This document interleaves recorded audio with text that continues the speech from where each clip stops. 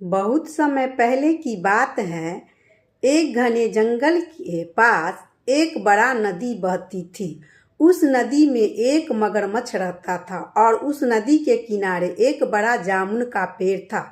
उस पेड़ पर एक बंदर रहता था। बंदर हर दिन पेड़ से मीठे मीठे जामुन खाता और खुशी खुशी पेड़ पर झूमता रहता था। एक दिन मगरमच्छ नदी के किनारे आया और भूख से बेहाल था। बंदर ने उसे देखा और सोचा कि उसे मदद करनी चाहिए। उसने मगरमच्छ से कहा, तुम भूखे लग रहे हो, क्यों न कुछ जामुन खा लो। मगरमच्छ ने धन्यवाद कहा और बंदर द्वारा दिए गए मीठे जामुन खाकर बहुत खुश हुआ। धीरे धीरे दोनों में मित्रता हो गई और हर दिन मगरमच्छ बंदर से मिलने आता और जामुन खाता। मगरमच्छ की पत्नी को जब इस बारे में पता चला तो उसने मगरमच्छ से कहा, अगर ये बंदर इतने मीठे जामुन खाता है तो उसका दिल कितना मीठा होगा। मुझे उस बंदर का दिल खाना है। मगरमच्छ अपनी पत्नी के बात में आ गया। उसने योजना बनाई कि वह बंदर को धोखा देकर उसे अपनी पत्नी के लिए ले आएगा।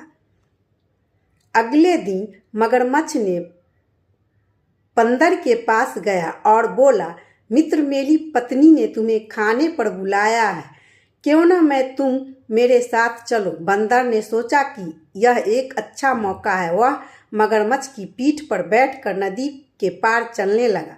बीच नदी में मगरमच्छ ने हंसते हुए बंदर से कहा, मैं तुम्हें अपनी पत्नी के लिए ले जा रहा हूँ। मैं तुम्हें अपनी पत्नी के लिए ले जा रहा हूँ ताकि तुम्हारा दिल खा सके। बंदर यह सुनकर चौंक गया, लेकिन वह समझदार था। उसने तुरंत कहा, मेरे मित्र, वह मगरमच्छ के पीठ पर बैठकर नदी पार करने लगा। नदी के बीच में मगरमच्छ ने हंसते हुए बंदर से कहा, मैं तुम्हें अपनी पत्नी के लिए ले जा रहा हूँ ताकि वह तुम्हारा दिल खा सके। बंदर यह सुनकर चौंक गया, लेकिन वह समझदार था। उसने तुरंत कहा, अरे मित्र, तुमने पहले क्यों नहीं बताया? मेरा दिल तो मैं पेड़ पर ही छोड़ आया हूँ। अगर तुम्हारी पत्नी को दिल चाहिए तो मुझे वापस पेड़ पर ले चलो ताकि मैं अपना दिल ले आऊँ। मगरमच्छ उसकी बातों में आ गया और उसे वापस पेड़ पर ले गया। जैसे ही मगरमच्छ पेड़ के पास पहुंचा, बंदर तुरंत पेड़ पर चढ़ गया और सुरक्षित हो गया।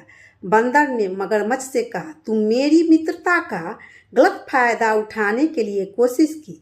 अब जाओ और अपनी पत्नी से कहो कि वह तुम्हारे जैसे मूर्ख के दिल से संतुष्ट हो। मगरमच्छ शर्मिंदा होकर वापस चला गया और बंदर ने उसे फिर कभी अपने पास नहीं आने दिया। इस कहानी से हमें यह सीख मिलती है कि संकट के समय बुद्धि से काम लेना चाहिए।